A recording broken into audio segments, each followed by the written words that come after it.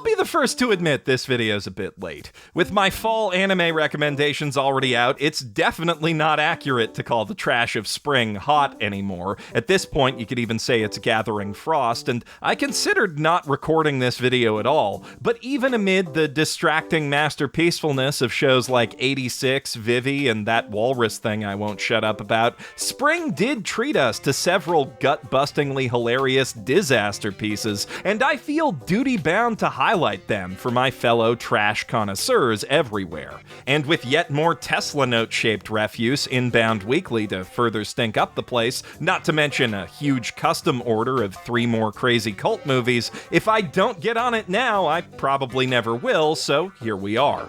As always, I'll be rating these trash piles using a highly scientific and intuitive scale that needs no explanation, no matter how many people ask or how many times you ask. If you're still confused at this point, frankly, you're just not intuiting hard enough.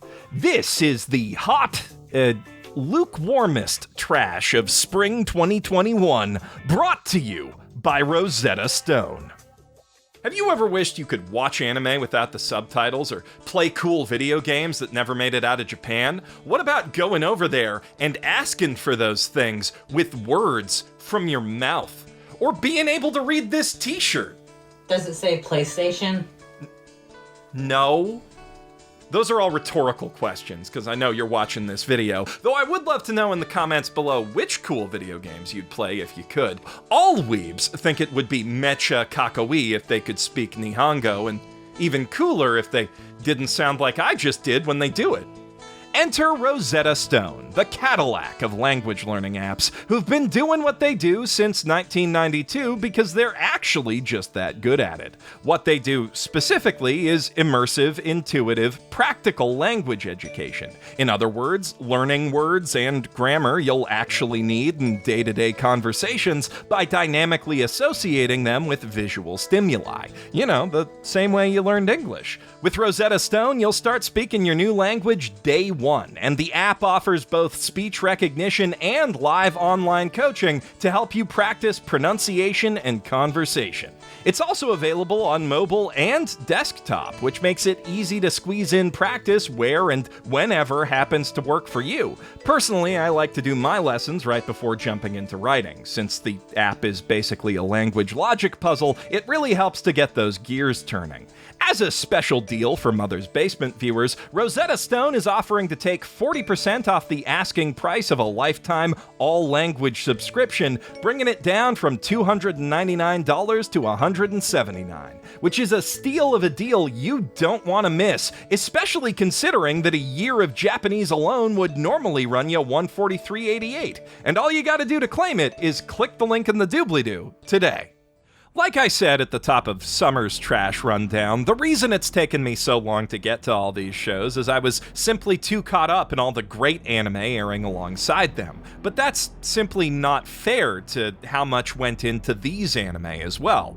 Sure, it takes remarkable writing talent to craft gripping fiction from an idea as mundane as, say, the life of an eccentric taxi driver or the adventures of a college track team. But it takes an equal talent in the opposite direction to make a concept like a Roman slave gladiator boxes his way through 100 death matches to earn his freedom feel utterly pedestrian and inconsequential. Cestus, the Roman fighter, postures like a dark, immersive period drama a la Vagabond or Vinland Saga, but it plays, at least in anime form, more like a hackneyed sports soap opera sprinkled with occasional nuggets of ancient Roman history trivia and fun facts about the kind of damage boxers used to do to each other before the sport got all regulated and junk. There is actually some decent fight choreography and grounded boxing strategy to be found here, but it's buried deep like ancient Pompeii under layers upon layers of trashy ash. It says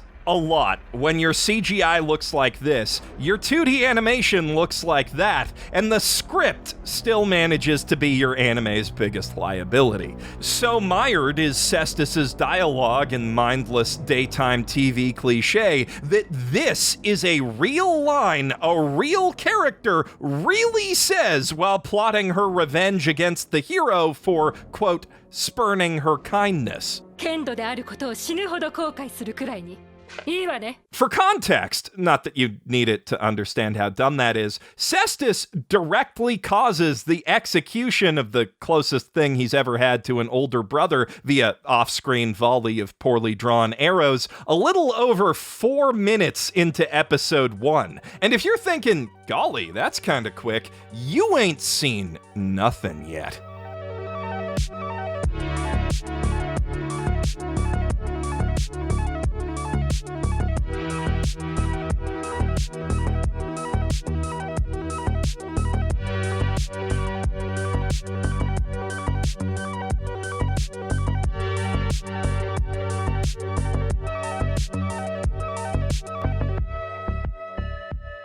With a commitment to speedrunning excellence that would outdo even the Promised Neverland Season 2 if it existed, which it doesn't, the Cestus anime kicks off by blazing through 8 manga chapters in about 25 total minutes of screen time, not counting their OPs, EDs, and the first episode's pointless cold open. Then, in the middle of episode 2, it wrong warps all the way to Pompeii in chapter 90, and before that episode's done, it's at chapter 96 and a half, with episode 3 butchering the next 8. All this to set up a single 9-chapter fight that the anime draws out for 3 episodes. You always lose time on those stupid scripted boss fights. Still, the strats here are so efficient that even that's not a run killer. Director Toshifumi Kawase learned plenty of skip tricks adapting Umineko, and the rest of Cestus keeps up that breathless pace to reach a cliffhanger conclusion at chapter 25 of the sequel manga. So that's 179 chapters total in just 11 episodes, which is probably a world record. I can't exactly go check on the Speed Laserdisc archives, but with its aggressive any % strategy, Cestus basically laps even Hakyu Hoshin Engi's legendary 24-episode, 206-chapter run. In recognition of this possible achievement, I'm awarding Cestus 3 post-Toga Party frat house dumpsters, all of which are a touch too moist to catch fire on account of all the vomit. Next up, after watching Fairy Ranmaru spend literally an entire minute of its first episode on 5 guys reading white text against a black background in unison, my hopes were not high for the series' overall entertainment value. But here we learn a valuable lesson in not judging books by covers, including the jacket blurb, because as soon as that exposition's been dumped, this show starts getting nuts. Okay, the overarching story of 5 hot fairy boys learning to navigate the human world does need a bit of time to get going, but the boys' villain of the weekly job in our world is to solve the relatable, realistic problems of forlorn Fujoshi by transforming into even hotter, substantially more magical boys. And because the way the show is paced, it's gotta plow through each of those relatable, realistic problems in one episodic fight flat, it's forced to explore them with a slight degree of abstraction, exaggeration, and some might say batshit insanity. For example, in the first episode, the very real societal issue of Japanese students ganging up on individual classmates and driving them to isolation and potentially suicide through bullying is represented through a single multitasking mean girl quad-wielding smartphones and laptops stuffed with enough sock puppets to trick her romantic rival into thinking their entire class hates her. Also, in the delightfully unsubtle, abstract Madoka space made of eyeballs and social media feeds that represents this conflict, the villainess attacks our hero with a Frieza death ball that is the Twitter logo. I know writers who use subtext, and they're all cowards. The following episode follows a female manga artist whose skeezy editor at Not Shonen Jump replaces her magical boy protagonist with a lolly magical girl by, redrawing her entire manuscript himself, I guess? Which gets her fired when it flops, but the day and her job is saved when a magic muscle man in assless chaps righteously crossfire hurricanes his way through physical manifestations of moe itself to kick that one creep's butt and solve sexism in the manga industry.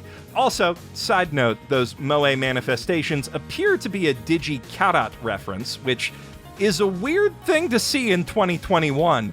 Weirder still to see twice, though Akiba's Trip HD at least has the excuse of being a decade old. None of this is smart or subtle or particularly helpful in expanding the viewer's understanding of these underlying issues, but it sure is fun to watch and describe, and I'm willing to bet this show's target audience will find as much catharsis in it as I do in anything that panders this hard to straight dudes like me. Especially looking at the anime's production values. Fairy Ranmaru's not always visually striking, especially not when it's a text-only PowerPoint, but from the instant each episode's central fairy twink smooches and inhales the sad girl of the week to transform into a JoJo twunk and save her from her lady strife, it really pops off. Those transformation sequences put the horn levels and nipple fidelity of the lechiest ecchi you can name to shame, and the fights that follow are always fun and energetic, with mad effects animation and gorgeously over-designed graphic art backgrounds. Like, yeah, it may not all tie together into the world's most cohesive metaphor or story or basic logical progression of events or whatever, but that dude sure is fighting an army of evil Van Gogh sunflowers under the starry night sky, and that other dude's wrestling the heck out of that Picasso horse bull. I'm willing to bet that 99% of battle ecchi anime enjoyers blew this show off without a second or even first glance, thinking it's just not made for them, and it is absolutely not, so that is a totally valid response. But if you actually, or at least ironically, enjoy the battle ecchi genre itself for its very anime excesses, its hilariously transparent target audience pandering, or its often brilliantly boneheaded writing, and not just because you like it when the cartoon titty go boing boing, then Fairy Ranmaru has a lot more to offer you than you may realize, including lore every bit as beefy as the cakes on screen. But I don't want to spoil that, or any of the later episodes' equally bonkers monsters of the week, because this show is a ride. For true trash connoisseurs, it may just be the most exquisite dish of the spring season, which is why I'm giving it 4 towering trash can infernos fueled by stacks of special yaoi books soaked in cheap sake. It's not the only contender for the season's trash crown, though. Battle Athlete's Victory Restart is a remake of a late 90s TV reimagining of a slightly earlier 90s OVA series about budding lesbians in crop tops and leotards doing sports in space. At first blush, it seems to be pretty typical in its trashiness, just another attempt at ecchi with art so bad it borders on body horror, but once its story gets going, that poorly drawn facade quickly peels away to reveal a face of abject madness. So the premise goes, in the distant future, as a substitute for war, girls from various human colonies are sent to a special university satellite where they must compete in various absurd athletic contests for the title of Cosmo Beauty. It's kind of like G Gundam, only way more homoerotic and way less sane, which, if you've seen G Gundam, you know should be impossible, and yet, here we are. Despite its lack of fighting in giant robots or otherwise, the cast of Battle Athlete's Victory Restart is also clearly cut from the same fighting game story mode cloth as that of G Gundam. Each girl hails from a different planet in the solar system, and each one has their own largely unrelated and improbably melodramatic backstory and motivation for entering the tournament. There's a girl from Venus who has to compete for her family's honor on cyborg limbs after losing an arm and a leg to a hilarious CGI truck accident. A teenage doctor from an impoverished colony ravaged by disease who seeks to use the position of Cosmo Beauty to build hospitals back home. A refugee from a civil war on the moon wants to use the position to end the fighting, and the daughter of the arms dealer supplying both sides of that conflict, who just happens to be roommates with the refugee girl, wants to make her family stop selling. It's unclear why she's there. Also, Roger, the kangaroo from Tekken, is here for some reason. The protagonist, Kanata, is your typical I love sports and friends and family type girl, and her goal is to fulfill a promise to a mysterious albino chick she met as a child. Coincidentally, there's a mysterious albino chick in the contest too, but probably not the same one. This girl, Ava, is secretly a genetically engineered amnesiac super athlete who's being used to nefarious ends by a shadowy organization of evil cyberpunk businessmen. One of whom is a gorilla man who munches bananas and beats his chest Tarzan style in the middle of their sinister plotting. This is some real 90s Saturday morning cartoon type villainy, which makes it a bit jarring when they force the albino amnesiac girl to strip down in front of them and talk about her like a piece of meat. Or a piece of banana, in the gorilla guy's case. Like, seriously.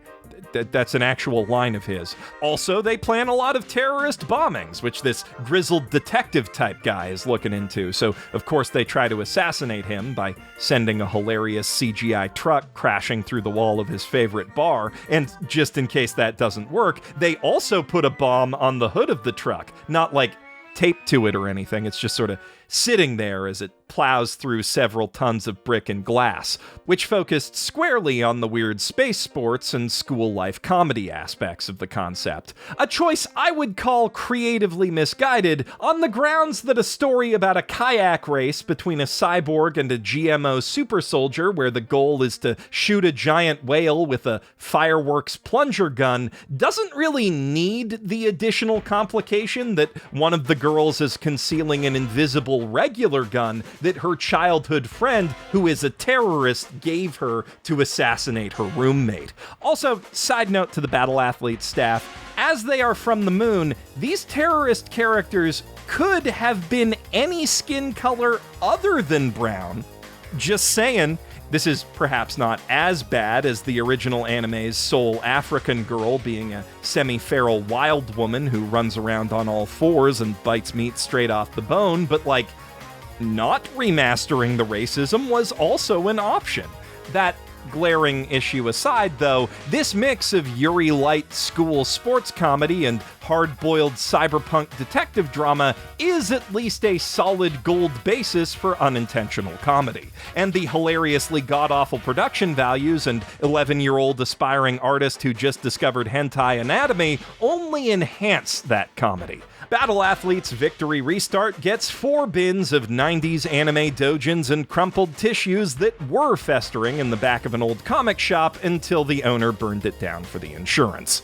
While we're on the subject of abject madness, I'd like to take a second to tell you about Osamake, the rom-com where the childhood friend absolutely will not lose. An anime which, as you might guess from the title, attempts to be a sly satirical subversion of harem and rom-com genre tropes, but instead succeeds at being a rather intense work of psychological horror. It's a Silent Hill sort of situation that places you in a familiar setting, surrounded by seemingly familiar character archetypes, but everything just feels ever so slightly off. Like something alien and incomprehensible is pantomiming our species' social and mating rituals for its own perverse amusement. Nobody on screen ever behaves like a rational or even irrational human being. Surreal and nonsensical events constantly pass without comment, and I'm pretty sure several of the characters are at least capable of being serial killers, even if they haven't tried it yet. As Osamake begins, we learn that Sueharu Maru Maru has already turned down his childhood friend Kuroha Shida's confession because he's crushing on their classmate Shirokusa Kachi. She is a teen writing prodigy and published author whose debut work shook Maru to his very core and instantly made him fall for her. Well, that and her innate great value Mai Sakurajima charms. Unfortunately, just as Maru's planning his confession, he learns that Shirokusa's already gotten herself a boyfriend, a popular teen actor, no less. In response, Kuroha offers to help him get revenge on Shirokusa for the crime of not taking the feelings a classmate she'd barely spoken to never told her about into account before deciding to date someone else. That's some incel shooter logic right there. Lucky for this video's monetization prospects, their method of revenge isn't nearly that severe. Instead, Kuroha just pretends to be Maru's girlfriend in order to make Shirokusa jealous, which is obviously just an excuse on her and the anime's part to shake her stuff in his and our face as frequently as possible. But funny enough, it does actually work to help him get closer to I Can't Believe It's Not Bunny Girl Senpai. And that's when shit really hits the fan. You see, while Maru didn't know this, and thus his desire for revenge is still totally deranged, he and Shirokusa aren't just high school acquaintances. She's actually the secret second childhood friend he forgot about from back when he was a child actor. His virtuoso performances in dramas and her daddy's pharmaceutical commercials so inspired her as a young, shy tomboy to come out of her shell that she begged her daddy to pull strings and let her meet him. They made a lot of promises to each other at the time about him acting in something she'd write one day, but then he quit acting forever with no explanation. And so she vowed revenge on him. But not just petty pretend to make out with your neighbor revenge. She went full Count of Monte Cristo. Everything about Shirokusa, her personality, her looks, her style, the novel she wrote, was meticulously researched and precision calculated to make Maru specifically fall in love with her. All so that she could then break his heart by getting a boyfriend. But in another Shakespeareanly tragic twist, the reason he stopped acting that she never knew despite all that research until he told her, prompting her to confess all this, is that acting killed Maru's mother. She was filming a car accident scene one day, and I'll let you guess what happened from there. What? The car hit her? No, don't be fucking stupid. I told you acting killed her, not an automobile. It missed, as intended. She was a perfect actress who always hit her mark. It's just that she hit this particular mark so hard, acted so good, that when she pretended to die, she died for real. Now, I know what you're thinking. Geoff, this is a comedy. It says so in the title. Obviously, that's an absurd scenario that we're supposed to laugh at. And yes, that may very well be true of the original light novels. But if it is, nobody told the anime crew. They play this plot beat 100% straight as a life-altering tragedy that everyone cries about a whole lot while sad music is playing in the background. And maybe playing it straight is supposed to be the joke, but then the show really muddies that interpretation by also having actual identifiable jokes, or at least hornily vague gestures toward the concept of a joke. It's also not the only time the show seems to be completely unaware of how blisteringly stupid its story really is. Like, take a look at this YouTube video of the main character dancing up on a stage. The entire plot of the second act requires us to believe and accept that this performance single-handedly catapulted Maru back into the public eye in an unambiguously good way that instantly opened opportunities for him to jump back into acting and make millions of dollars before he even graduates. Yes, this dance, the one you're looking at right now. Viral sensation. Everyone loves it. Give that man a commercial. By the way, that video was taken during the first arc's climax at the school's annual Confession Festival, an event where students get up on stage in front of everyone in order to ask their crushes out with a microphone. We are meant to believe, as a prerequisite for understanding this plot, that not only do kids participate in this carnival of public humiliation willingly, but that the parents and teachers help organize it. I'm telling you, that is at least as incongruous as Silent Hill's Kindergarten Cop High School.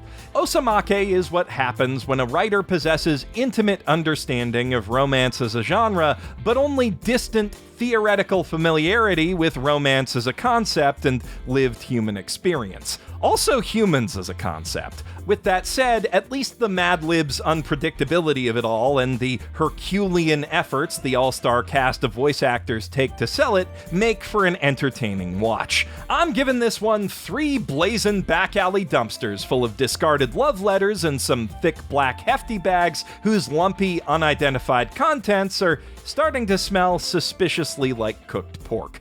And with that, we have come to the end of Spring's Trash, or at least the end of the stuff I had time to look at between the fall rundown and the next Happy Science Roast. Sorry to all the disappointed Blue Reflection Ray and Tui the Animation haters out there, but I do want to make a video about bad video game anime at some point, so I'm sure they'll get their time to...